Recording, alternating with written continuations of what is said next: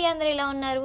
Part 1 వీడియోలో only cloth చూపించాను కదా. పార్ట్ 2 వీడియో స్టిచ్చింగ్ మొత్తం పూర్తయిపోయింది. ఇప్పుడు ఎలాగొచ్చింది రిజల్ట్ అనేది చూద్దాం. దీన్ని మొత్తం లంగాలా స్టిచ్ చేసి నార్మల్గా టాజిల్స్ ఇచ్చానమాట.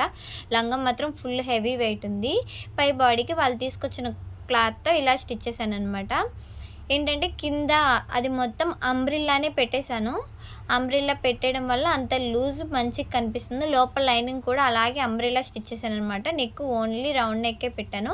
హ్యాండ్స్కి వచ్చేసి ఇట్లా 2 లేయర్స్ కింద అంబ్రిల్లా హ్యాండ్స్ స్టిచ్ చేశానమాట. లుక్ వైజ్ మంచి బాగా కనిపిస్తుంది అని. బ్యాక్ సైడ్ వచ్చేసి నార్మల్గానే స్టిచ్ చేశాను. ఇది up and down up and down top అవడం వల్ల మీకు లైనింగ్ కనిపిస్తుంది అనమాట. పైకి వచ్చి కొంచెం పైకి ఉంటుంది.